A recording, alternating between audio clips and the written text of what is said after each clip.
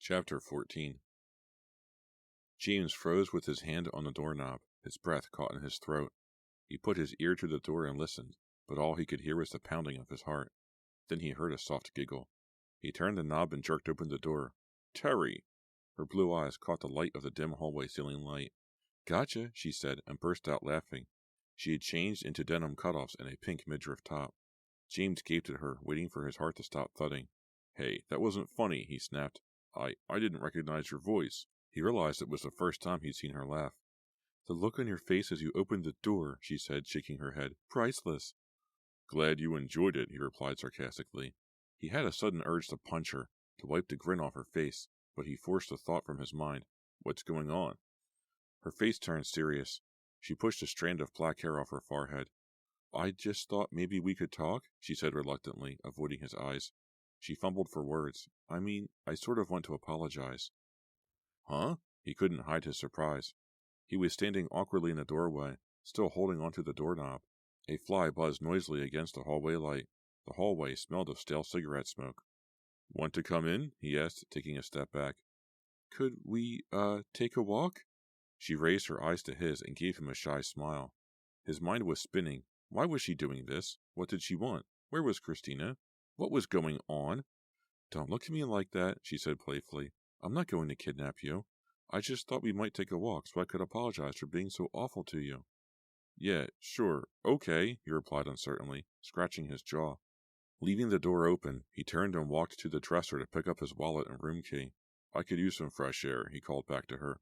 "This air conditioner is just a noise machine." "In our room, too," Terry said. A short while later, they were walking side by side across the parking lot in front of the motel. The air was cool and dry. The inky sky was clear and dotted with bright stars. The pink and green neon sleepy sun reflected off their clothes, making them change colors as they walked. They stopped at the edge of the parking lot. The small town with its low two-story shops angled down a gently sloping hill to the right. To their left, a flat field led to a dark pine forest. James hesitated. Terry took his arm and led him in the direction of the trees. "Nice out," she said shyly, not letting go of his arm. "Yeah," he agreed. "Where's Christina?" he blurted out. A hurt expression crossed Terry's face for a brief moment. "She was tired. She wanted to try to sleep, but I'm too pumped to sleep. All that wild driving. I feel like I'm still in the car, still pushing down on the gas pedal, still trying to get away from whoever it was chasing after us." "What a day," he muttered.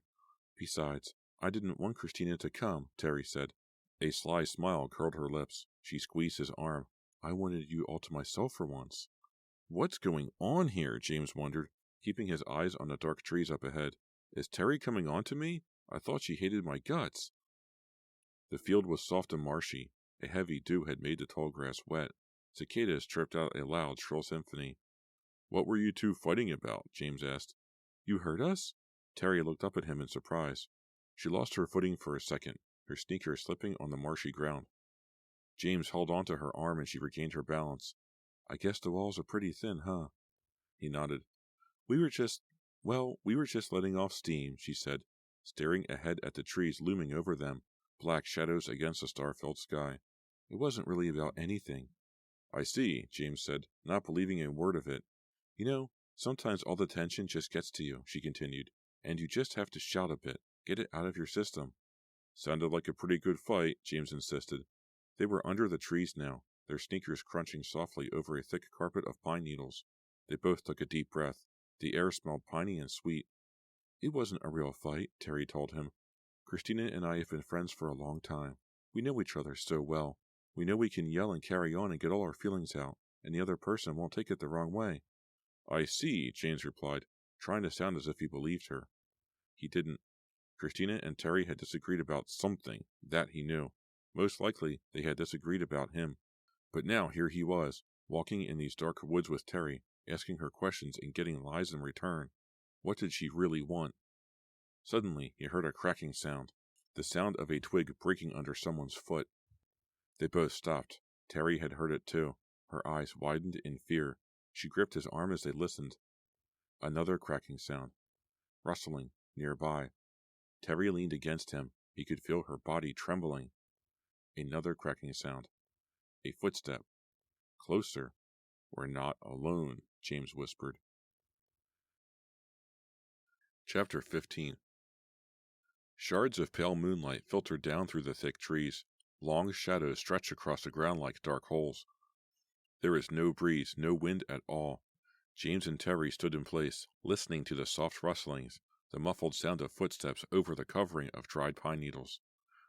Who's there? Terry finally managed to cry. No reply. Is anybody there? Terry repeated, casting a frightened glance at James. Again no reply. Another footstep. Look! James pointed down to the ground. Terry turned to follow his gaze, and saw the two intruders scurrying across the path. Possums, she said. Yeah, possums. Still holding on to each other, they both burst out laughing. I knew it was some kind of animal all along, James said, starting to walk again, pushing a clump of tall weeds out of the way. Yeah, right, Terry replied skeptically. You sure scare easy, he teased. I didn't get scared until I saw how scared you were, she shot back. He laughed and turned back to her. She caught up with him. Then, suddenly, she reached a hand up to his shoulder, tugged him down, and kissed him. Her lips were warm and wet. The kiss was short.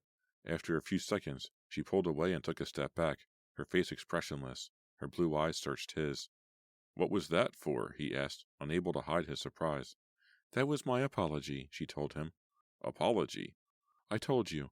That's why I wanted to talk to you. I've been so mean to you. I just wanted to...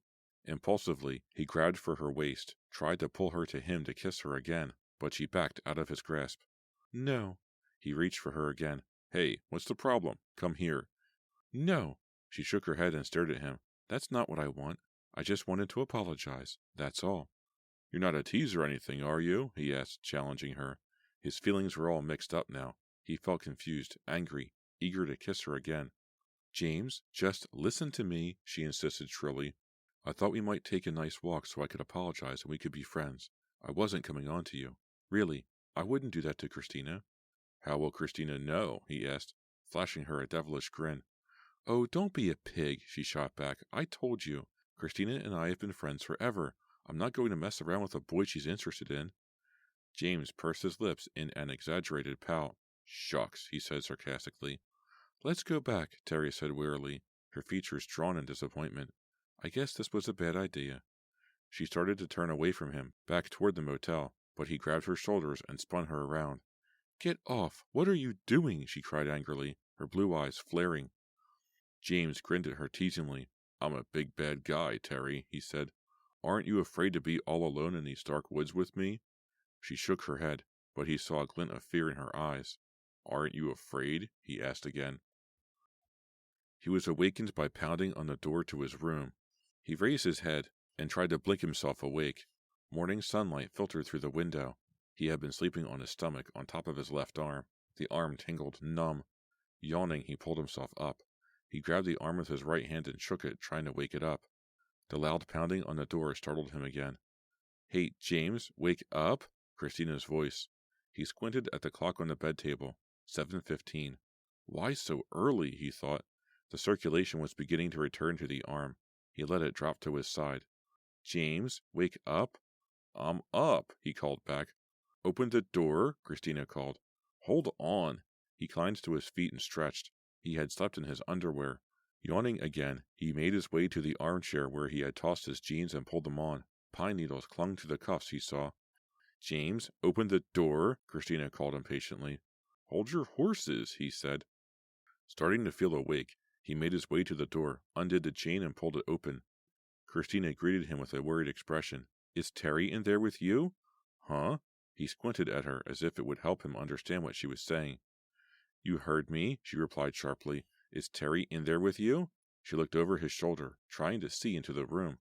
No, he told her, backing up so she had a better view. No way. Then where is she? Christina asked, panic entering her voice. James brushed back his hair with his hand. What do you mean? She isn't with you? Christina shook her head. He saw her chin tremble. She's gone? Are you sure? Yes, she's gone. Oh, James, I'm so frightened. Terry's disappeared? Chapter 16. Are you sure? James stared at her in disbelief. Christina pushed past him into the room. Of course I'm sure. Her eyes scanned the room, as if she didn't believe him. Maybe she got up early and went out to get breakfast, James suggested. Standing by the window, Christina shook her head. I'm a very light sleeper. I would have heard her get up. She raised the shade and peered out into the sunlight. Besides, her bed wasn't slept in. James stepped into the center of the room, his mind whirring. He caught a glimpse of himself in the mirror over the dresser and realized that his hair was matted down from sleep, one side standing straight out. I heard you two going at it last night, he said, pulling his hairbrush from the canvas bag. So? Christina asked defensively. She crossed her arms over her chest and tossed her hair back over her shoulder with a jerk of her head, a defiant gesture.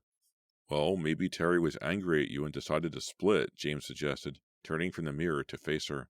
No way, Christina replied, eyeing him coldly. What were you two arguing about anyway? He asked, turning back to the mirror and carefully brushing his hair. He could see her in a corner of the mirror. She shrugged, as if to say it was nothing important, but her cheeks turned red. It was no big deal, she told his reflection in the mirror. It doesn't concern you. He finished with his hair and tossed the brush into the canvas bag.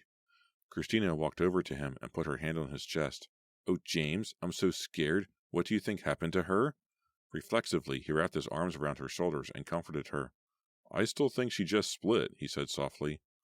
You're wrong, she said, her face pressed against his chest. I know Terry. She would have said something. She always had to have the last word. If she ditched us because she was angry, she'd have to tell me first. Christina stifled a sob. James could feel her shoulders begin to tremble. He held her tighter. Besides, she said, her voice cracking, her bag is still in the room, unopened. She wouldn't go off without her bag. James thought about it for a long moment. He was trying to decide whether or not to tell Christina he had been with Terry the night before, but his mind wasn't fully awake. He could never think clearly before breakfast. Maybe we should call the police, he said. She pulled out of his arms, her face drawn in a tight frown. Police? Do you think this tiny town even has police? James shrugged. We could call and see. It would be a waste of time, Christina said, her dark eyes locked on his. If there is a policeman or two in this disgusting place, how bright could they be? They probably spend their time pulling cats out of trees. They'd ask us hours of questions, and they wouldn't have a clue about how to find Terry. James plopped down on the edge of the unmade bed. Yeah, you're probably right, he reluctantly agreed. Maybe you should call her parents, up in Cleveland. Maybe Terry called them to tell them she was coming home or something. Her parents? Christina uttered a hollow laugh. They're the last people Terry would call? She and her parents don't get along? They hardly speak? Terry had to sneak out of the house to come to Florida with me? Then maybe we should just wait for her to come back, James suggested. Christina scowled. Oh, sure, brilliant idea. She shook her head unhappily and brushed some blonde curls off her face. What if something has happened to her, James? What if she's lying hurt somewhere? Or, her voice caught in her throat. Or worse, don't forget we were being followed yesterday. Somebody. Okay, James interrupted impatiently. So we can't wait for her. Don't snap at me, Christina warned edgily. He climbed to his feet. I didn't snap at you. I'm just trying to think of what we should do. Let's drive around, Christina said thoughtfully. Let's check out of this dump, then drive around town, drive around the whole area and see if we can find her. Okay. James reached over to the canvas bag and began to zip it up. Sounds good. He smiled reassuringly at Christina. Maybe we'll find her window shopping in town. She didn't smile. Window shopping for what? Tractor tires? They checked out in the motel office. Y'all come back now, the woman behind the counter drawled, sounding like an exaggerated movie version of a southerner. I don't think so, James muttered under his breath. Carrying his bag, he followed Christina out to the front. Then they made their way along the asphalt lot to the back where they had parked the car. The sky, which had started out clear and sunny, had grown overcast. A wall of high gray clouds floated overhead from the south. The air was hot and damp. Looks like rain, James muttered. They turned the corner of the building and stopped. Christina grabbed James's arm and uttered a silent gasp. The car? She said, holding on to him tightly, her face pale and wide-eyed with surprise. The car? It's gone?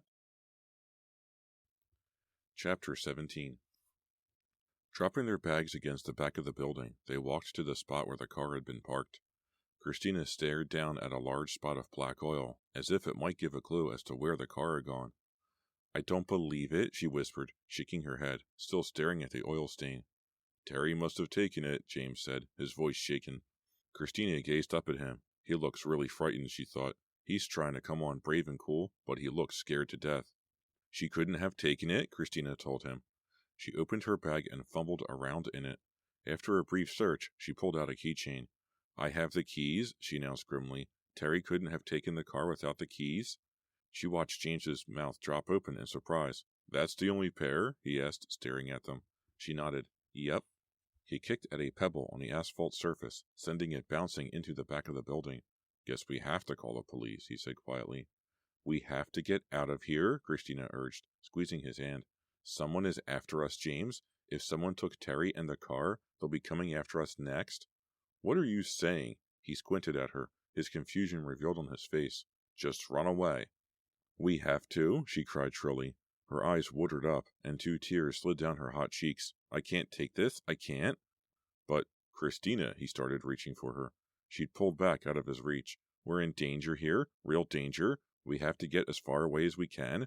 Her entire body was trembling now. But the car, James started. I don't care about the car, she screamed, feeling herself slip out of control.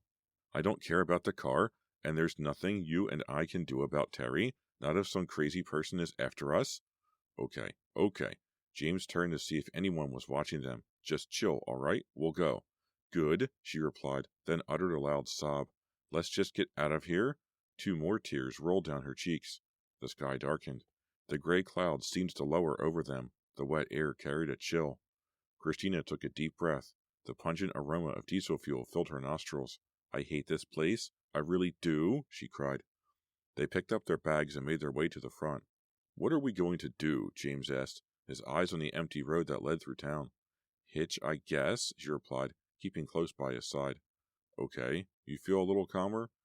Not really, she told him. I won't feel calmer till we're away from here. Not much traffic, he said, as they walked along the road, their sneakers crunching on the gravel. The sky darkened to charcoal gray. The wind gusted, blowing the cypress trees and pines along the road. We'll just keep walking north, she said. Someone will come along eventually. A red pickup truck carrying a load of tree stumps rolled past. Hope it doesn't rain, James said, gazing up at the threatening sky. Hope it blows over. Otherwise, we'll get drenched. I don't care, Christina replied, shifting her bag to the other hand.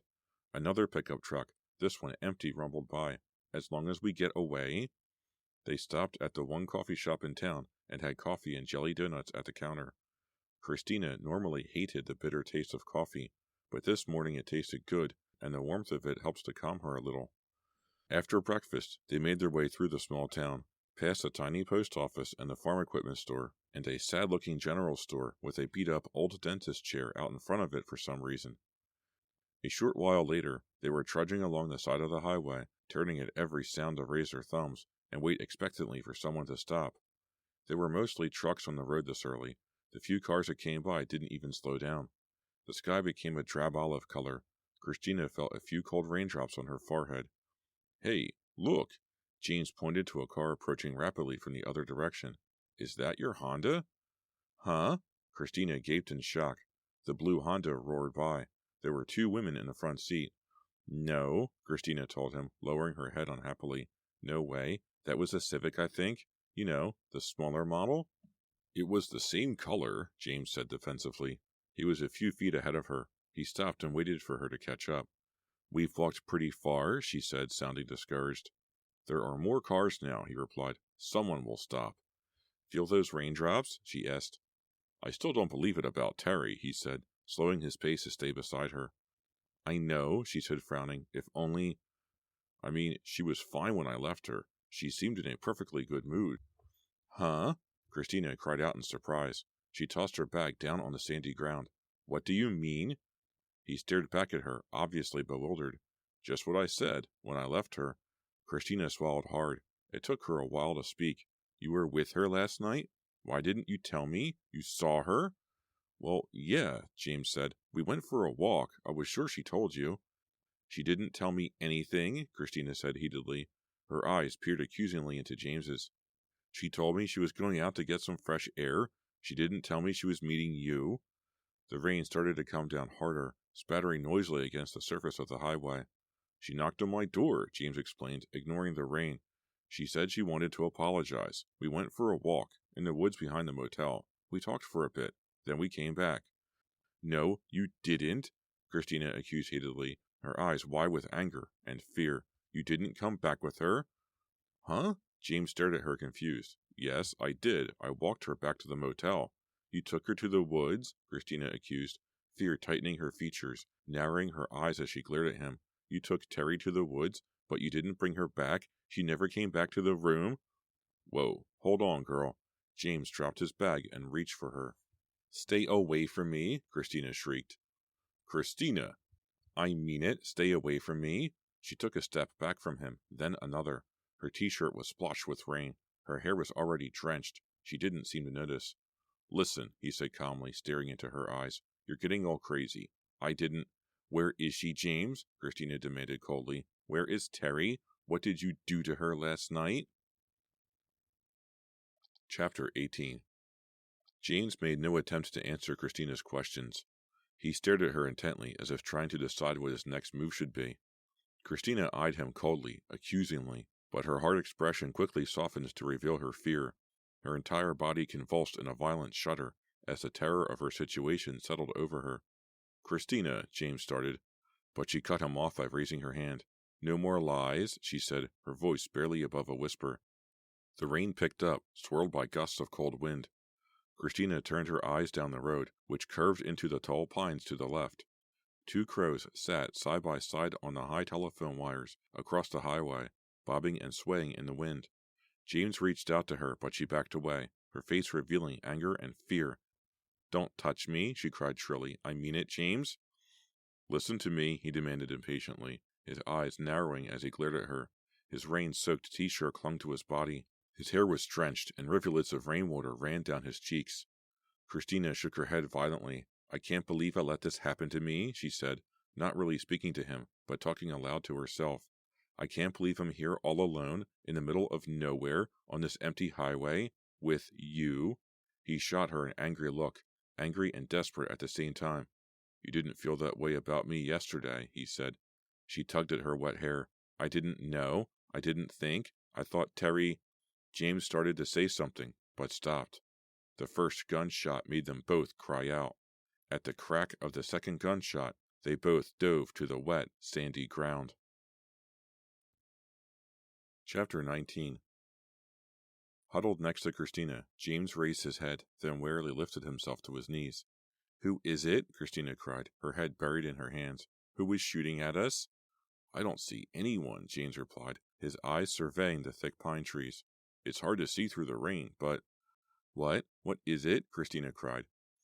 James shielded his eyes with one hand and stared at the woods to their right as two men stepped out from the trees. Both were wearing khaki trousers and green and brown army camouflage jackets. Both wore bright orange baseball caps. Both were carrying rifles. James rose quickly to his feet, balling his fists as if preparing for a fight. Christina reluctantly stood up beside him, clutching her small suitcase, and raised it in front of her like a shield. The two men, holding their rifles straight up at their sides, approached quickly, their boots squishing noisily over the wet, sandy ground. Did we scare you? One of them called. Hey, we didn't see you, his companion added. Christina and James remained frozen in place as the two men came up to them. Hunters, James muttered, making a face. We were after Quail, the taller one said, grinning sheepishly at Christina. We didn't mean to flush you out. You okay? His companion asked. James nodded. Yeah, it was just a flesh wound, he joked sarcastically. We thought you were shooting at us, Christina said shakily, still holding the suitcase. What are you two doing out here? The first hunter asked, keeping his eyes on her. Yeah, don't you know enough to come in out of the rain, the other one added with a loud snort. Or are you as dumb as Earl and me? Both hunters snorted loudly, grinning at Christina. We're pretty dumb, James replied, hands on his hips, still eyeing them suspiciously. We're just trying to hitch a ride north, Christina said, avoiding their eyes. Why are they staring at me like that? Christina thought. Why are they grinning at me? She felt a tremor of fear. They both had rifles. If they tried anything, she and James would be helpless. Even James with his wild temper wouldn't be much of a match for these two burly men with hunting rifles. Not much traffic on this road so early, the taller one said, turning his eyes to the highway. You might get lucky, the other one offered, still gazing at Christina. Yeah, some driver is bound to feel sorry for you in this rain, the first one agreed. You both look so pitiful. They both snorted with laughter again. The taller one raised his rifle in both hands. Again, Christina felt a tremor of fear, but he quickly lowered the gun onto his shoulder. Sorry again, he said, his grin fading. Yeah, sorry, his companion repeated. Good luck. They both turned and headed back toward the trees, taking long strides over the sandy ground. Christina stood holding her suitcase, staring after them until they disappeared into the woods. They really scared me, she said in a dull, flat voice, not looking at James. They weren't so bad, James said. He raked his hand back through his wet hair and turned to Christina. Now, if you just listen to me for 1 second, she scowled at him. I want to know the truth, James, the truth about Terry. She saw that he was suddenly staring past her. She turned to see a car approaching. James stepped onto the road and raised his thumb. Christina stepped beside him, shivering from the cold rain. The car drew closer. It was a white car, she saw, an Oldsmobile maybe. James waved his hand, signaling the car to stop. It sped past. The tires sent up a mist of rainwater behind it. The driver was alone inside. James lowered his hand, his expression dejected. The car squealed to a stop, sliding over the wet pavement. James stared at it as if not believing his eyes. The car backed up, then stopped about 20 yards ahead of them. Hey, a ride? Christina cried happily. James grabbed up his canvas bag and ran after her toward the white car. The side windows were steamed up. The driver rolled down the front passenger window. Where are you kids headed? North, Christina told him, leaning into the window. He was a young man, she saw, with short brown hair thinning in front. He wore black-rimmed glasses. He was dressed in a yellow and white striped polo shirt and faded jeans. I'll pop the trunk, he said. Throw your stuff in there. The trunk popped open. Christina and James immediately stowed their bags, slammed the trunk shut, then hurried to get in out of the rain. Christina climbed into the front seat. James lowered himself into the back.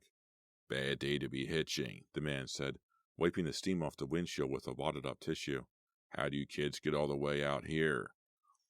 Just lucky, James said sarcastically. Thanks for stopping, Christina said gratefully, wiping water off her eyebrows with her hand. We thought no one would stop for us. The man smiled and stuck out his hand for her to shake. My name's Art, he said cheerily. He pulled his hand away quickly. Man, you're really soaked. Christina and James introduced themselves. I'm heading to Atlanta, Art told them, shifting into drive and heading the car back onto the road. That should give you time to dry off. Where are you coming from? Florida, Christina replied. It was school break, so we went to Fort Lauderdale. Just the two of you. He accelerated, and the car hummed, the speedometer quickly rising to 50. No, my friend Terry and me, Christina said. My other friend, I mean. Art nodded thoughtfully, his eyes on the road. The windshield wipers clicked in rhythm as the gray world whirred by on both sides. Christina settled back and closed her eyes, trying to relax. I'm going to cut over to the main highway up here, Art said, slowing down as the road curved sharply to the left. Then it's straight ahead to Atlanta. This is real nice of you, James said, rubbing away the steam with his hand so he could see out his window. Hey, I had to stop, Art replied. I couldn't let you drown out there, could I? He smiled at Christina. Besides, I could use the company. The radio's busted, so it was too quiet. The green highway marker loomed on the right. A short while later, Art maneuvered the car onto the 4-lane highway and sped up to 60. The rain continued to pour down. The wipers slid rapidly but didn't seem to accomplish much. The car in front of them sprayed a tidal wave of water onto the windshield. Glancing in his rearview mirror, Art changed lanes. Low visibility day, he muttered. I usually like the rain. Good for the crops and all that. But I hate to drive in it. I know what you mean, James replied awkwardly. You live in Atlanta? Art shook his head. No, down south. How about you? Well, I'm from Key West, James told him, but I'm thinking of moving. Key West is so touristy, Art said, making a face. James agreed. They rode on in silence for a while. James turned his eyes to Christina. She was sitting tensely in the front passenger seat, hands clasped tightly in her lap, staring straight ahead, chewing on her lower lip. He settled back against the warmth of the seat back and closed his eyes.